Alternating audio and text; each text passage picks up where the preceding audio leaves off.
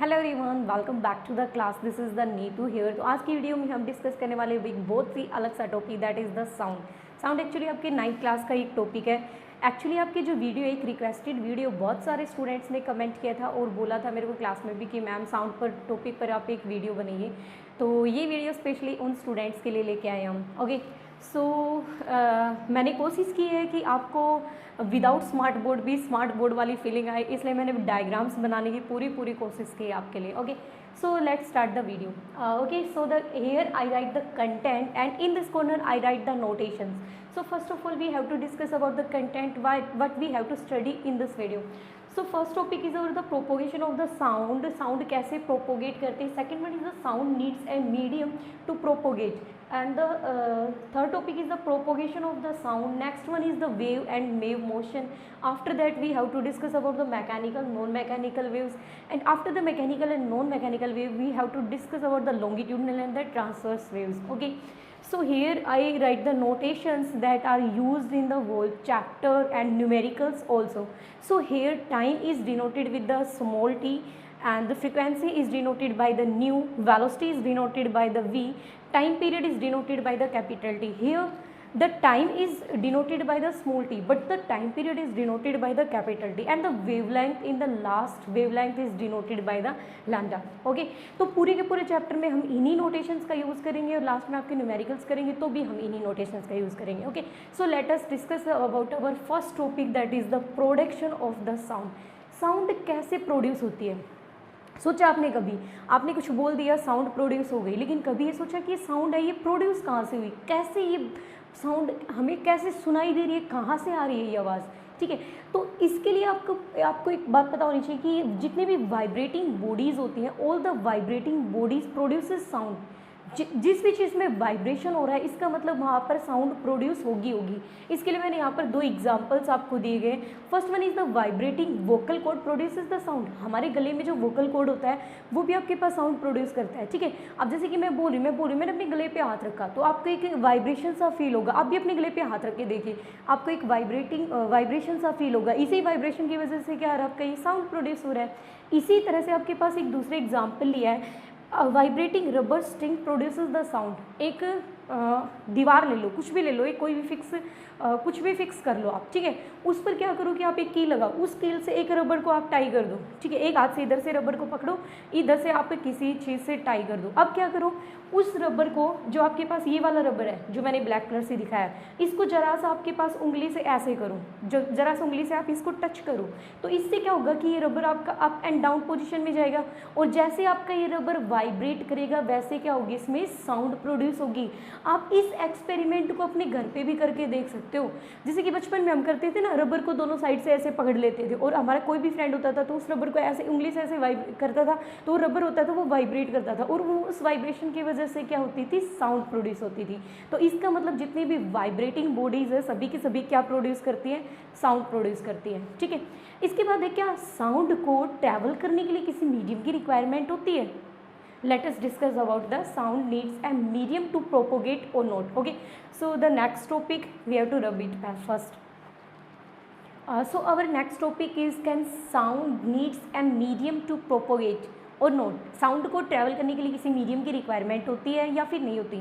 तो इसके लिए मेरा आंसर रहेगा यस. लेकिन ये यस कैसे आएगा देखते हैं. आपको पता है कि हमने इससे पीछे वाले जो टॉपिक था उसमें हमने देखा था कि जितनी भी वाइब्रेटिंग बॉडीज़ होती हैं सभी वाइब्रेटिंग बॉडी साउंड प्रोड्यूस करती हैं. ठीक है, करते हैं ना, जितनी भी वाइब्रेटिंग बॉडीज़ होती है सभी साउंड प्रोड्यूस करते हैं. तो क्या हमने वो जो वाइब्रेटिंग बॉडीज़ जो ली थी, क्या हमने विदाउट एनी मटेरियल या फिर विदाउट एनी वाइब्रेशन क्या हमने साउंड प्रोड्यूस की थी?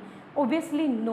Answer is no, because in the previous example we have to see the example of the our throat. गले के एग्जाम्पल लिया था हमने अपना, और क्या किया था कि हमने अपने गले पे हाथ रख के देखा, वाइब्रेशंस हो रही थी, ये वाइब्रेशंस क्या कर रही थी, साउंड प्रोड्यूस करी, तो हमने अपनी खुद की बॉडी का यूज़ किया था. और सेकंड एक्सपेरिमेंट में आपने एक रबर लिया था, उस रबर बैंड को आपने स्ट्रेच किया था, तो रबर बैंड आपने लिया है वो एक मटेरियल लिया है ना. तो इसका मतलब जब भी वाइब्रेशंस प्रोड्यूस होंगे तो उन वाइब्रेशंस को प्रोड्यूस होने के लिए किसी ना किसी मीडियम की तो रिक्वायरमेंट होगी, और वाइब्रेशन से क्या प्रोड्यूस करते हैं, साउंड प्रोड्यूस करते हैं. That's why sound needs a material medium to propagate. So the answer is the yes. Okay, so what's about the medium? Medium को कैसे डिफाइन करेंगे? द मैटर और the substance through which sound is transmitted, जिस matter और substance के through sound transmit हो रही है वही आपका क्या हो जाएगा? मीडियम हो जाएगा। ठीक है, अब जैसे कि हमने रबर बैंड जो हमने लिया था तो वो आपके पास क्या कर रहा था? एयर में वाइब्रेशंस हो रही थी, तो एयर क्या हो गया आपका? मीडियम हो गया ना, तो वही आपके पास क्या हो जाएगा? मीडियम। किस मटेरियल में है या फिर किस सब्सटेंस से साउंड है वो ट्रैवल कर रही है, उसी को मीडियम लेंगे। ओके, आपके पास एक और मेन बात, जो साउंड होती है वो आपके पास गैसेस, सॉलिड और लिक्विड, इन तीनों के थ्रू तो ट्रैवल कर सकती है, लेकिन साउंड वैक्यूम के थ्रू कभी भी ट्रैवल नहीं करेगी। Sound can travel through the solid, liquid, gases only, but it never travel through the vacuum, क्योंकि वैक्यूम में तो आपके एयर मोलिक्यूल्स तक भी नहीं होते, तो आपकी साउंड के लिए तो मीडियम की रिक्वायरमेंट होती है ना। That's why sound is not propagate from the vacuum. So to prove that the sound is not propagated through the vacuum, we have to do a simple experiment. मैंने यहाँ पर एक बहुत ही प्यारा सा डायग्राम बनाया आपके लिए। तो ये वैसे तो बहुत ज़्यादा सिंपल एक्सपेरिमेंट है, इसको हम बहुत ज़्यादा छोटी क्लास में 6, 7, 8 में इसको पढ़ लेते हैं। तो देखो यहाँ पर मैंने लिया गया है एक glass jar, and the glass jar is connected with the vacuum pump, and we have to tie an electric bell that is connected with the switch. Okay, so I again repeat, we have to take the glass jar, a vacuum pump and the electric bell and a switch. जब हम इस switch को on करेंगे तो क्या आपको electric bell की आवाज़ सुनाई देगी? यस, अगर हमने स्विच को ऑन किया तो आपको इलेक्ट्रिक बेल की आवाज़ सुनाई देगी. अब क्या करेंगे, हम वैक्यूम पंप को ऑन कर देंगे, तो सारी की सारी इसमें जितने भी एयर मोलिक्यूल्स थे, वैक्यूम पंप उसको सभी एयर मोलिक्यूल्स को बाहर निकाल देगा, इस ग्लास जार में एक वैक्यूम क्रिएट कर देगा. अब आप स्विच ऑन करो, जो इलेक्ट्रिक बेल ली है उसका स्विच ऑन करो, क्या आपको साउंड सुनाई देगी? तो आंसर होगा नो. अगर इसको आपने वैक्यूम कर दिया तो आपको साउंड सुनाई नहीं दे रही, तो इसका मतलब जो साउंड होती है वो वैक्यूम के थ्रू ट्रैवल नहीं करती है. साउंड सिर्फ आपका सॉलिड, लिक्विड और गैसेस के थ्रू ट्रैवल कर सकती है. So this is all about the sound needs a material medium to propagate. Let us discuss about the motion and the wave motion.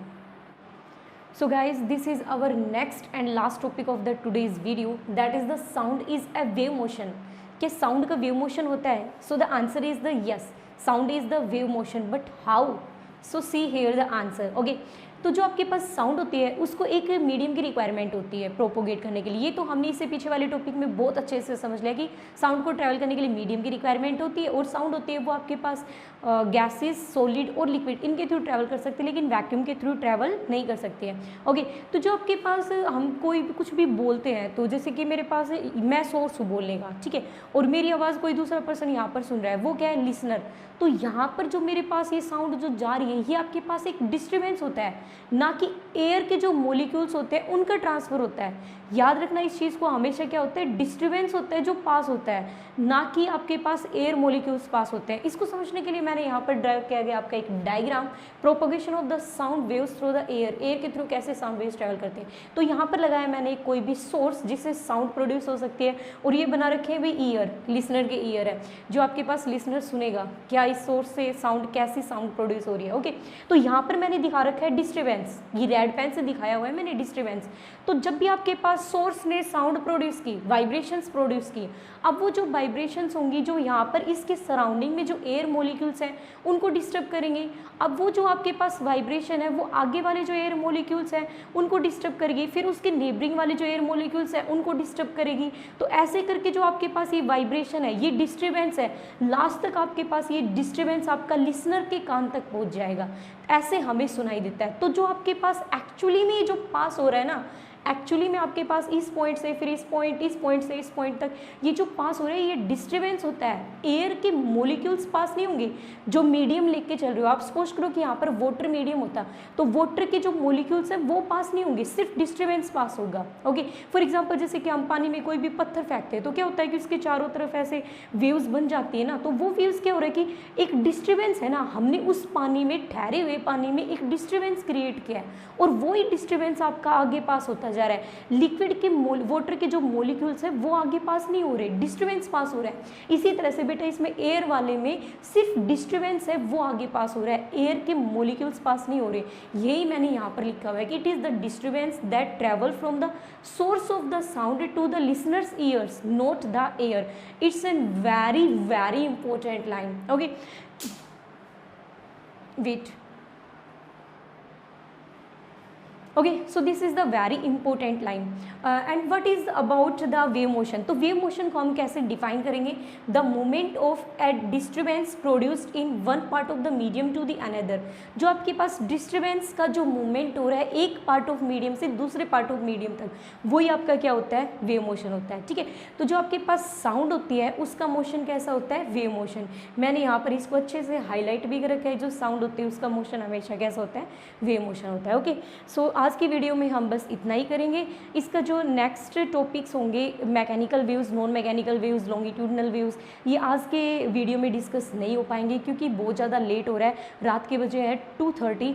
ठीक है, तो इस टाइम तक तो बाकी जो बचा हुआ जो आपके पास टॉपिक्स हैं वो हम कल कवर अप करते हैं। अगर आपको किसी और टॉपिक में डाउट है तो आप कमेंट बॉक्स में ज़रूर मेंशन करें, हम उस पर भी वीडियो अपलोड करेंगे। ओके, और मेरे चैनल को लाइक, शेयर और सब्सक्राइब करना बिल्कुल भी ना भूलें। Thank you.